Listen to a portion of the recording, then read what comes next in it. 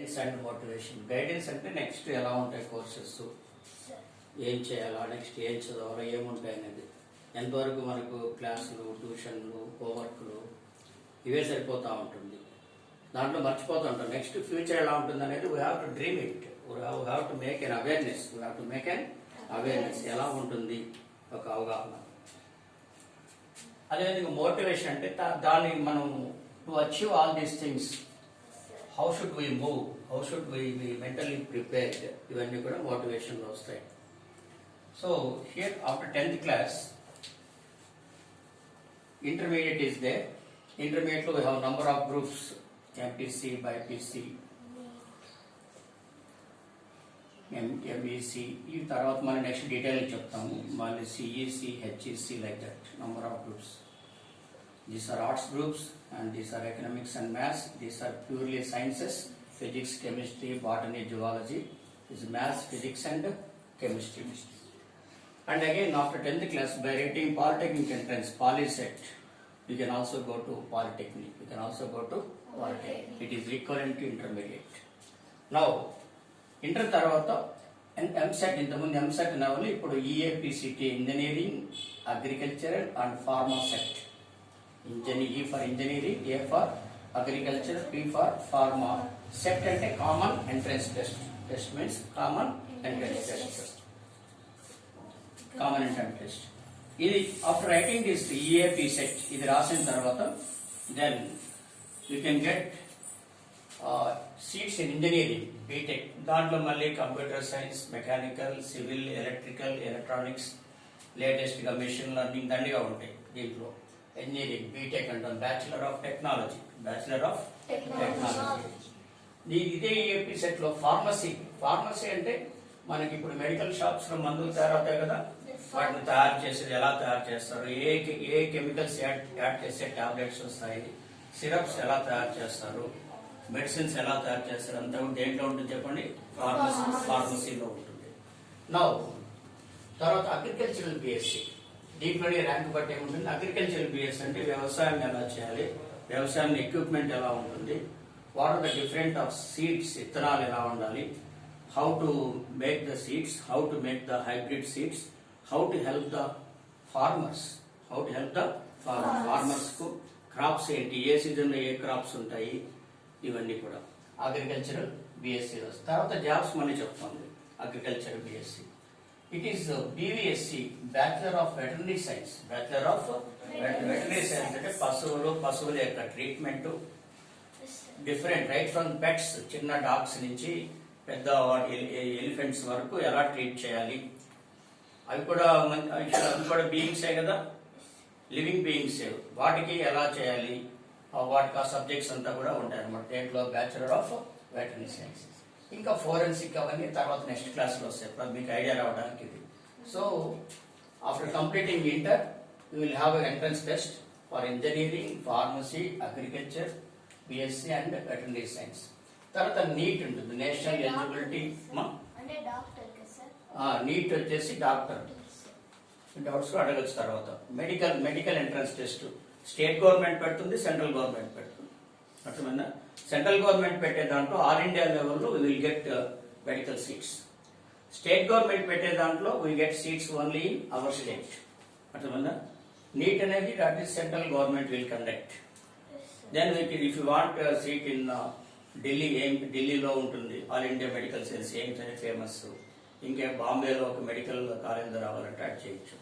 ఆంధ్రాలో రావాలంటే AP entrance test పెడతారు సపరేట్ గా. దాని నుంచి మనకు MBBS, that is bachelor of medicine and bachelor of science. MBBS అంటే ఏంటమ్మా, bachelor of medicine and bachelor of science. తర్వాత ఇక్కడ polytechnic, after PolySet you will get polytechnic seats in government polytechnic colleges, private polytechnic colleges. Polytechnic తర్వాత ESET ఉంటుంది, common entrance test for engineering. ESET ద్వారా they will go to BTech. Polytechnic students can also go to BTech and they will enter into second year BTech. MSET intermediate వాళ్ళు MSET తర్వాత first year BTech వెళ్తారు. 2 years course intermediate వాళ్ళు 2 years కోర్సులో first year engineering వెళ్తారు. Polytechnic వాళ్ళు 3 years చేస్తారు. Polytechnic ఎన్ని years చేస్తారు? క్రియేట్ చేస్తారు కాబట్టి పాలిటెక్నిక్ లోనే వాడు ఇంజనీరింగ్ 60% ఆఫ్ ఇంజనీరింగ్ కవర్ అయిపోతుంది. Polytechnic students will cover 60% of engineering, basics అన్ని కవర్ అయిపోతాయి. వాళ్ళకి ఆల్రెడీ ఇంజనీరింగ్ తెలిసి ఉంటుంది కాబట్టి directly they will go to what second year of engineering, దాన్ని లాటరల్ ఎంట్రీ అంటాం.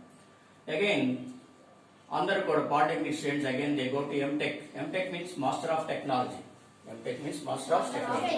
ఇక్కడ కూడా వీళ్ళు ఎంటెక్ వెళ్తారు. వేరే ఇంటర్ తర్వాత డైరెక్ట్ గా BA bachelor of arts, BSc bachelor of science, BCom bachelor of commerce. వీళ్ళు కూడా they can again post graduation. MTech అనేది పోస్ట్ గ్రాడ్యుయేషన్.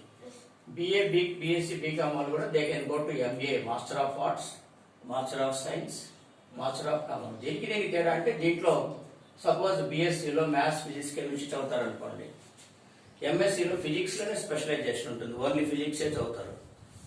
కెమిస్ట్రీ ఇంట్రెస్ట్ వాళ్ళు కెమిస్ట్రీ చదువుతారు. ఎంఎస్సి మ్యాథ్స్ ఇంట్రెస్ట్ వాళ్ళు మ్యాథ్స్ చేస్తారు. అంటే they will become masters in only particular subject. ఇప్పుడు బిఎస్సీలో ఎన్ని వచ్చాయేమో 3 వచ్చాయి. ఏమేమి? For example maths, physics, chemistry.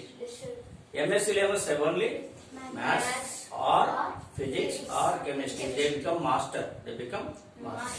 అదే విధంగా ఎంటెక్ లో కూడా అంతే. ఇక్కడ ఒక 10 to 15 సబ్జెక్ట్స్ మెయిన్ చదివితే దాంట్లో ఒక దాంట్లోనే స్పెషలైజేషన్ ఉంటుంది.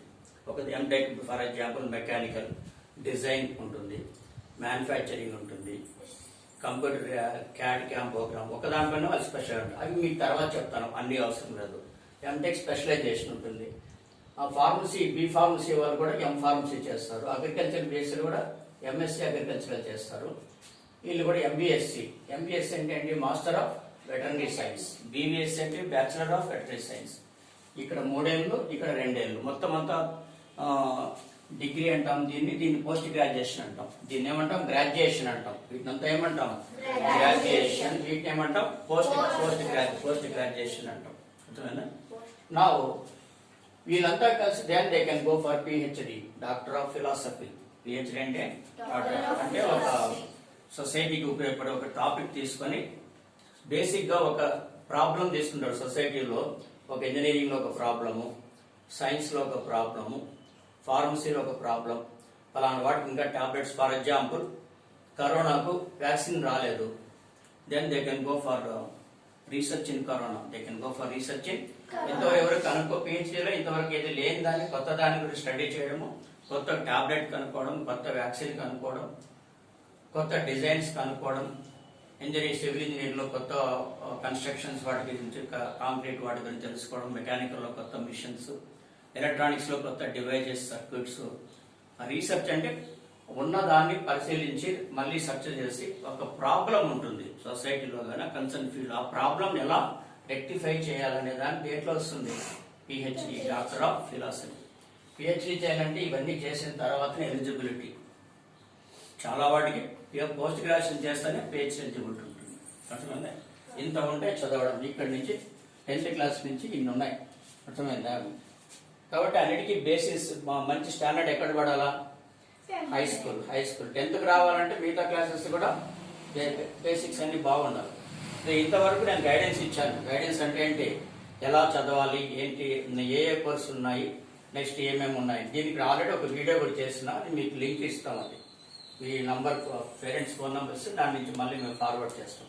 నా మోటివేషన్ అంటే ఏంటంటే, motivation is the process of moving the persons towards an objective. Silent పెట్టుకోండి. For person towards an objective or towards the goal. Motivation is the process of moving a person, encouraging a person, encouraging a student towards the goal. Goal means what? లక్ష్యం. మనం ఏది సాధించాలనే దాన్ని ఏమంటాం? మనం goal అంటాం. ఏమేమి మనకి లక్ష్యాలు ఉంటాయి? ఐస్ క్రీమ్ తినడం లక్ష్యం కాదు, గోల్ కాదు. That is simple thing. Chocolate తినడం లక్ష్యం కాదు. I want to become a doctor, I want to become an engineer, I want to become a veterinary doctor, I want to become a scientist, I want to become an administrator, IAS officer, Indian Administrative Service. ఇక్కడ చెప్పారు. వీళ్ళందరూ కూడా ఇక్కడ చూడండి, వీళ్ళందరూ కూడా any degree person is eligible for Indian administrative service or IPS, Indian police service or IFS, Indian Foreign Service, IRS, Indian Revenue Services, number of jobs are there.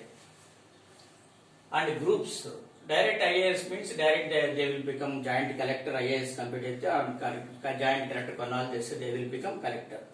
Groups అంటే వాళ్ళకంటే తక్కువ క్యాడర్, RDO, గ్రూప్ 1 వస్తే RDO, commercial tax officer, revenue divisional officer ఇవన్నీ వస్తాయి. Group 2 వాటిలో వచ్చేసి MRO, MPDO ఇవన్నీ కూడా MEO ఇవన్నీ గ్రూప్ 2 ఎగ్జామ్స్ ఉంటాయి.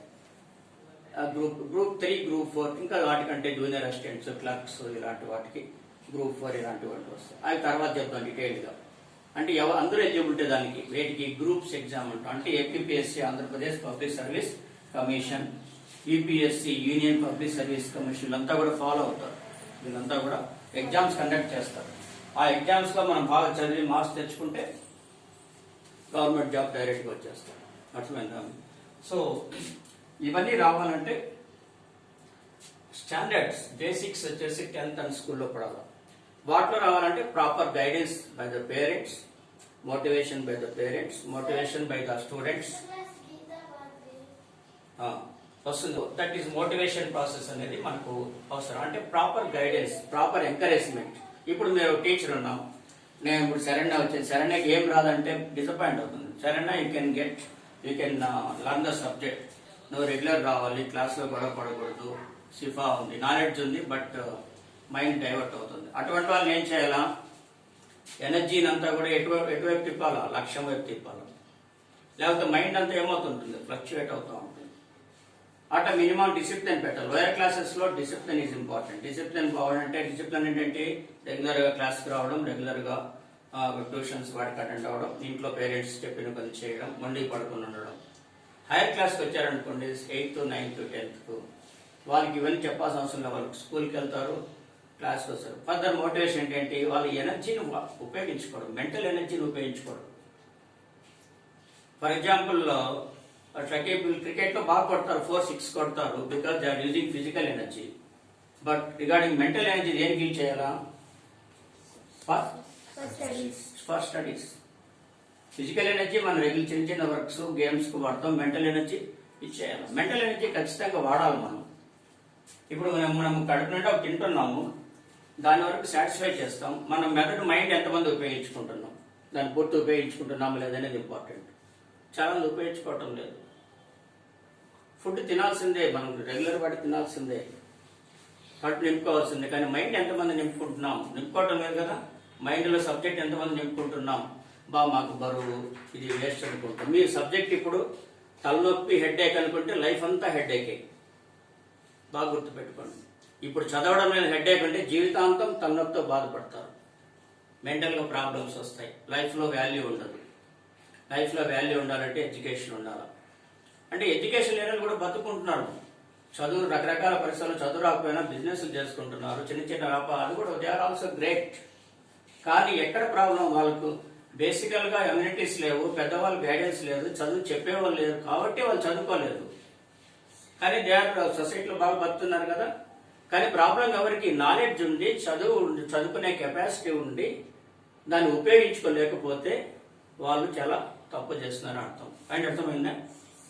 ఇప్పుడు నేను చదువుకున్నాను, నాకు నాలెడ్జ్ ఉంది, నేను ఎక్కడికో ఇంకా వేరే ఫారిన్ కంట్రీ ఇంకోటి చేయొచ్చు. ఇప్పుడు నేను రెస్ట్ తీసుకున్నా, నాకేం నష్టం లేదు. But still I'm guiding you.